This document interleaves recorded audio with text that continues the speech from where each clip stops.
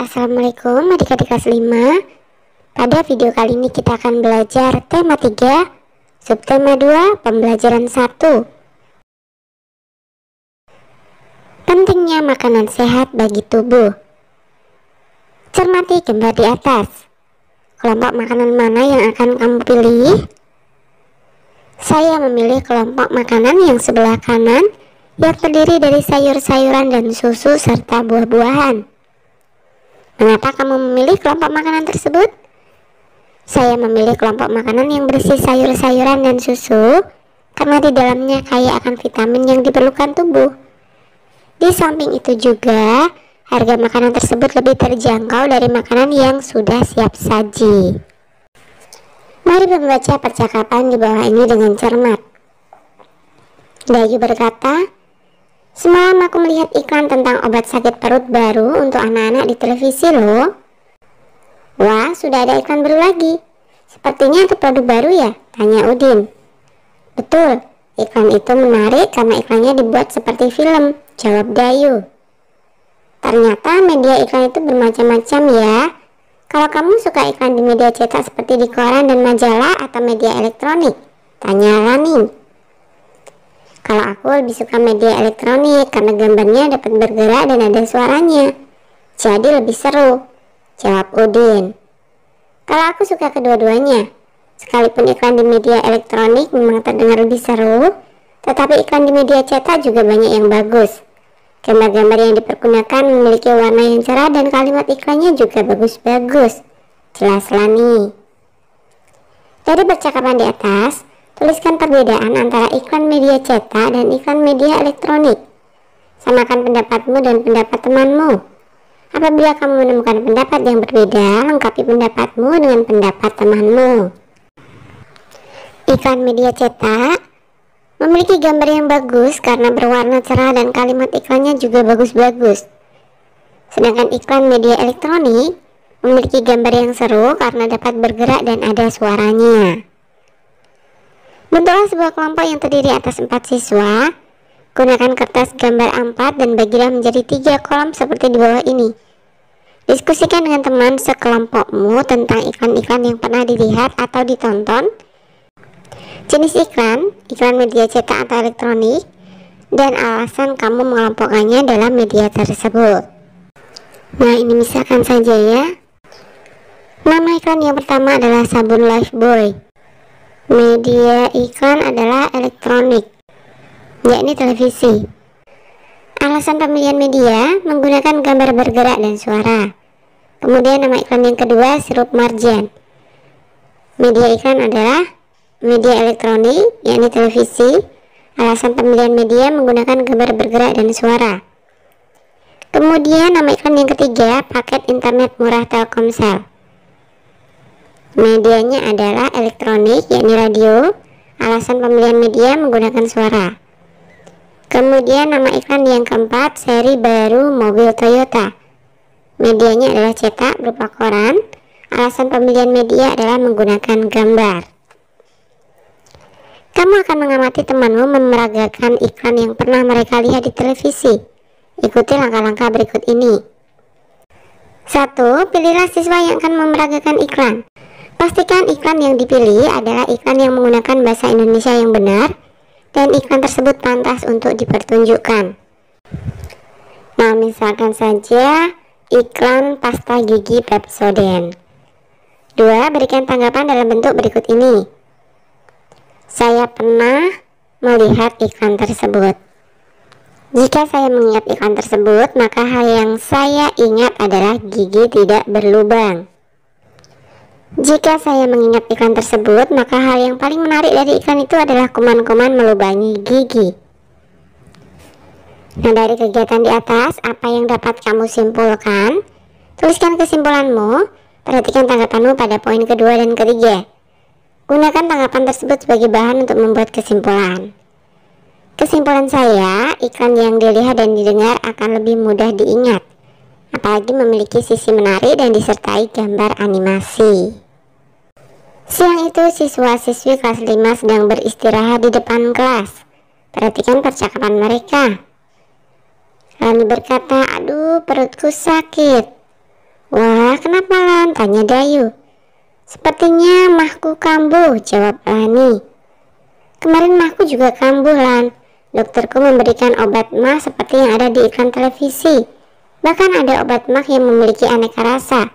Mungkin kamu pernah meminumnya. Jelas Dayu. Lani berkata, oh iya, aku jadi teringat. Ternyata aku memiliki obat mah yang kamu maksud di dalam tasku, Yu.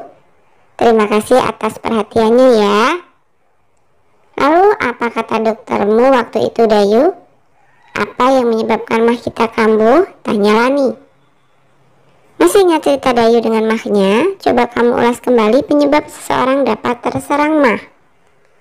Seseorang dapat terserang mah jika terlambat makan atau lambung dalam keadaan kosong. Selain gangguan mah, sistem pencernaan kita dapat mengalami gangguan lainnya.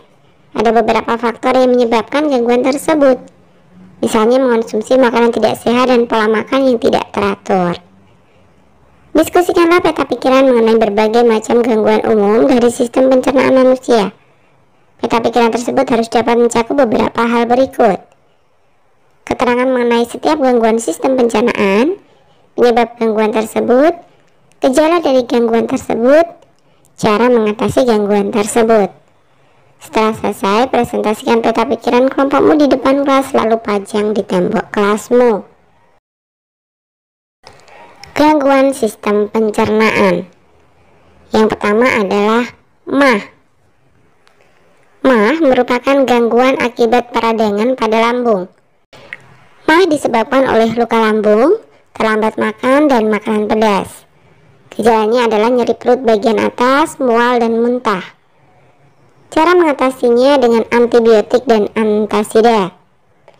Kemudian gangguan sistem pencernaan yang kedua adalah diare. Diare merupakan penyakit saluran pencernaan yang disebabkan oleh bakteri atau parasit. Diare disebabkan oleh infeksi virus pada usus besar dan alergi makanan. Gejalanya adalah perut kembung, BAB encer, mulas, mual, dan muntah. Cara mengatasinya dengan beristirahat dan banyak minum air putih. Kemudian gangguan sistem pencernaan yang lain, asam lambung, radang usus, wasir, GERD, dan empedu. Bekerjalah dalam kelompok, pilihlah satu macam gangguan pencernaan. Rancanglah poster yang menerangkan tentang gangguan pencernaan tersebut. Isi poster tersebut harus sama dengan isi peta pikiran yang telah kamu buat sebelumnya. Namun ukuran poster harus cukup besar. Perhatikan beberapa hal berikut. Judul poster. Judul harus dapat terbaca dari jarak minimal 2 meter dan menarik perhatian.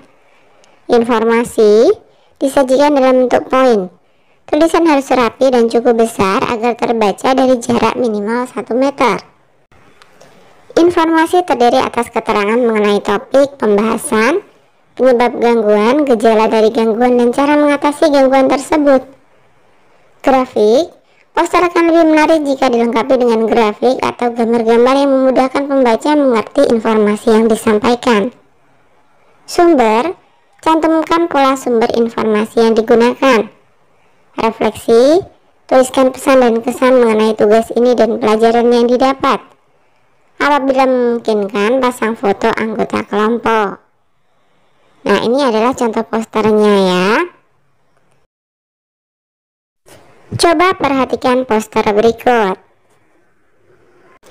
Berdasarkan contoh poster di atas, diketahui bahwa diare ditandai oleh buang air besar dengan tinja encer atau berair dengan frekuensi lebih sering dari biasanya atau normalnya. Oleh karena itu, orang yang mengalami diare akan lebih sering ke toilet untuk buang air besar dengan volume tinja yang lebih banyak dari biasanya. Diare dapat menjadi gejala penyakit yang lebih serius seperti disentri dan kolera. Gejala yang biasanya ditemukan adalah buang air besar terus-menerus, disertai rasa mulas yang berkepanjangan, dehidrasi, mual, dan muntah. Pemberian cairan dan elektrolit seperti larutan garam akan sangat membantu memulihkan keadaan tubuh yang kekurangan cairan dan elektrolit. Minum cairan oralit merupakan cara pengobatan yang paling efektif terhadap gejala diare. Apabila cairan oralit tidak tersedia, maka kamu dapat membuatnya sendiri. Bersama dengan kelompokmu, buatlah cairan oralit. Sediakan semua bahan dan alat yang diperlukan dan ikuti langkah-langkah pembuatannya dengan cermat. Bahan-bahan yang dibutuhkan: 1,5 sendok teh garam, 2, 6 sendok teh gula pasir, 3, 1 liter air hangat, 4, pisang secukupnya untuk menambah kalium dan rasa. Cara pembuatan: 1. Larutkan gula dan garam dalam air hangat. 2. Pisang dapat dilumatkan secukupnya atau dicampur atau dimakan begitu saja. Buatlah laporan percobaan sederhana dan tuliskan juga manfaat dari larutan Oralit yang kamu buat. Laporan percobaan pembuatan larutan Oralit. Judul laporan: laporan percobaan pembuatan larutan Oralit. Tujuan laporan: mengetahui proses pembuatan larutan Oralit.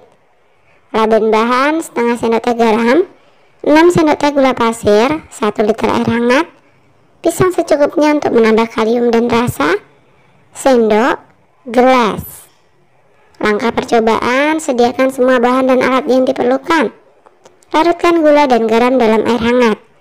Pisang dapat dilumatkan secukupnya atau dicampur atau dimakan begitu saja. Kesimpulannya, larutan Oralit dibuat dengan cara mencampur gula, garam, dan air hangat. Oralit merupakan cara pengobatan yang paling efektif terhadap gejala diare. Manfaatnya, larutan Oralit dengan cara pembuatannya sederhana mampu mencegah timbulnya dehidrasi. Oralit merupakan cairan yang mudah dibuat jika terkena dehidrasi, misalnya pada penderita diare atau mencret. Oralit merupakan larutan yang sangat penting bagi penderita diare. Larutan ini berfungsi untuk mencegah dehidrasi atau kekurangan air dan mineral. Dehidrasi yang terjadi pada penderita diare akan sangat berbahaya karena dapat memperparah keadaan bahkan hingga menyebabkan kematian. Nah, sampai di sini dulu video kali ini ya. Sampai jumpa di video berikutnya.